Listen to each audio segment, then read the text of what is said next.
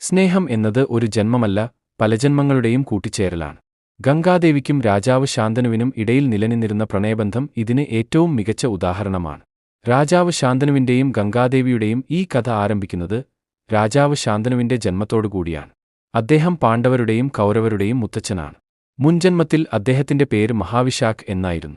അദ്ദേഹം തപസ് ചെയ്ത് സ്വർഗം നേടണമെന്നുള്ള വരം വാങ്ങി. പക്ഷേ ഒരു തെറ്റിന്റെ പേരിൽ വീണ്ടും മനുഷ്യനായി ജനിക്കേണ്ടി വന്നു. ഒരു ദിവസം മഹാവിശാഖ് ഇന്ദ്രലോകത്തിൽ ഇരിക്കുമ്പോൾ ഗംഗാദേവി അവിടെ വന്നിരുന്നു. തീവ്രമായ കാറ്റ് വീശിയതിനാൽ ദേവിയുടെ മുകളിലത്തെ സാരിയുടെ ഭാഗം അഴിഞ്ഞുപോയി. എല്ലാ ദേവന്മാരും അപ്പോൾ തന്നെ തല കുനിച്ച് ആദരിച്ചപ്പോൾ മഹാവിശാഖ് മാത്രം അങ്ങനെ ചെയ്യാതെ ഗംഗാദേവിയുടെ സൗന്ദര്യത്തിൽ മയങ്ങി. ഗംഗാദേവിയും മഹാവിശാഖിനെ നോക്കി നിന്നു. അവർ പരസ്പരം ഒന്നുമറിയാതെ നോക്കി നിൽക്കുമ്പോൾ ദേവേന്ദ്രൻ ഇത് കണ്ടു കോപിതനായി. ദേവേന്ദ്രൻ മഹാവിശാഖിനോട് ശപിച്ചു, "നീ ദേവലോകത്തിൽ ജീവിക്കാൻ യോഗ്യനല്ല, നീ വീണ്ടും മനുഷ്യജന്മം സ്വീകരിക്കും." ഗംഗാദേവിയും മഹാവിശാഖും പരിഭ്രാന്തരായി. കൂടാതെ ഗംഗാദേവിയും ഒരു കാലത്ത് ഭൂമിയിലേക്ക് പോകേണ്ടിവരും. ദേവേന്ദ്രന്റെ ശാപം കാരണം ശാന്തനു മനുഷ്യനായി ജനിച്ചു. അദ്ദേഹം കഴിഞ്ഞ ജന്മത്തിലെ കാര്യങ്ങളെല്ലാം മറന്നുപോയിരുന്നു. എന്നാൽ ഗംഗാദേവി ഒന്നും മറന്നിരുന്നില്ല. അവൾ ശാന്തനുവിനെ കാണുന്നതിനായി കാത്തിരുന്നു. ഒരു ദിവസം ശാന്തനു വേട്ടയാടുന്നതിനിടെ ഗംഗാ തീരത്തെത്തി. അദ്ദേഹത്തിന് ദാഹം തോന്നി നദിക്കരികിലേക്ക് പോയപ്പോൾ ഗംഗാദേവി മനുഷ്യരൂപത്തിൽ അവിടെ പ്രത്യക്ഷപ്പെട്ടു. ദേവിയെ കണ്ട ഉടൻ തന്നെ രാജാവിന് പ്രണയം തോന്നി വിവാഹ അഭ്യർത്ഥന നടത്തി. ഗംഗാദേവി വിവാഹത്തിന് സമ്മതിച്ചു. പക്ഷേ ഒരു നിബന്ധന വെച്ചു, "ഞാൻ എന്തു ചെയ്താലും അതിന്റെ കാരണം ചോദിക്കരുത്." ശാന്തനു സമ്മതിച്ചു. അങ്ങനെ അവർ വിവാഹിതരായി. അവർക്ക് ഒരു കുഞ്ഞ് ജനിച്ചു.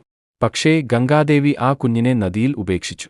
ഇത് കണ്ട രാജാവിന് അതീവ ദുഃഖം തോന്നിയെങ്കിലും ദേവിയോട് ഒന്നും ചോദിക്കാനായില്ല. വീണ്ടും ഗംഗാദേവി ഗർഭം ധരിക്കുകയും കുഞ്ഞിനെ നദിയിൽ സമർപ്പിക്കുകയും ചെയ്തു. ഇങ്ങനെ 7 പ്രാവശ്യം ദേവി കുഞ്ഞുങ്ങളെ നദിയിൽ സമർപ്പിക്കുകയും ചെയ്തു. ശാന്തനു രാജാവിന് ഇതിൽ കൂടുതൽ പിടിച്ചു നിൽക്കാനായില്ല. 8ാമത് ഒരു കുഞ്ഞു കൂടി ജനിച്ചു. ദേവി ഈ കുഞ്ഞിനെയും നദിയിൽ ഉപേക്ഷിക്കാൻ പോയപ്പോൾ രാജാവ് സമ്മതിച്ചില്ല. ദേവി പറഞ്ഞു, "അങ്ങ് വാക്കുതെറ്റിച്ചു, എനിക്ക് പോകേണ്ട സമയമായി." ശാന്തനു ചോദിച്ചു, "ദേവി എന്തിനാണ് നമ്മുടെ ഈ പിഞ്ചു കുഞ്ഞുങ്ങളെ നദിയിൽ ഉപേക്ഷിക്കുന്നത്?" ഗംഗാദേവി പറഞ്ഞു, "അങ്ങ് വസിഷ്ഠമുനിയെക്കുറിച്ച് കേട്ടിട്ടുണ്ടോ? ഒരിക്കൽ അദ്ദേഹത്തിന്റെ കാമധേനുവിനെ മോഷ്ടിച്ചതിന് വസുദേവന്മാർ ശപിക്കപ്പെട്ടു. ഭൂമിയിൽ ജനിച്ച് നരകസമമായ യാതനകൾ അനുഭവിക്കണമെന്നായിരുന്നു ശാപം. എന്നാൽ അവർ മുനിയോട് ക്ഷമാപണം നടത്തി. വസിഷ്ഠമുനി പറഞ്ഞു, "നിങ്ങൾ ഭൂമിയിൽ ജനിച്ചാലും ഉടൻ മോക്ഷം നേടും. എന്നാൽ കാമധേനുവിനെ മോഷ്ടിച്ചതിന് മുഖ്യകാരണമായവൻ ഭൂമിയിൽ ദീർഘകാലം ഉണ്ടാകും.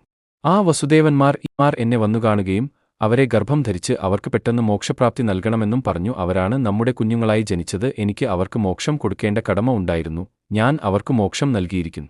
എന്നാൽ ഈ 8ാമത്തെ കുഞ്ഞ്, ഇതാണ് കാമധേനുവിനെ മോഷ്ടിച്ചയാൾ. അവൻ ഭൂമിയിൽ ദീർഘകാലം ജീവിക്കണം. അവന്റെ ജീവിതം കഷ്ടതകളും ത്യാഗങ്ങളും നിറഞ്ഞതായിരിക്കും. നിങ്ങൾക്കറിയാമോ ഈ കുഞ്ഞ് ആരായിരുന്നു? ഭീഷ്മപിതാമഹൻ. അദ്ദേഹം തന്റെ പ്രതിജ്ഞയിലൂടെ മഹാഭാരതത്തിന്റെ ഗതി മാറ്റിയ മഹാനായ ഒരു അമരയോദ്ധാവായി മാറി.